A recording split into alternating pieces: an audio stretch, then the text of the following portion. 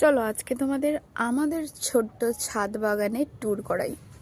তো প্রথমে এখানে লাগানো হয়েছে ধনেপাতা ছোট ছোট, এখানে রয়েছে পালং শাক, এটা রয়েছে টক পালং শাক, এটা রয়েছে মূলো, দেখো ছোট্ট ছোট্ট মূলো হয়েছে, এটাও মূলো।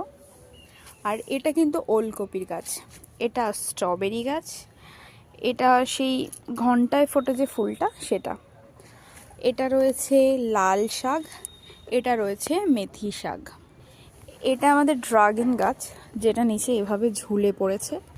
এখানে রয়েছে আলু, ব্রাহ্মণী।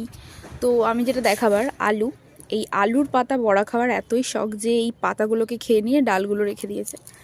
আর আরও এখানে অনেক লাইন বাই লাইন গাছ রয়েছে।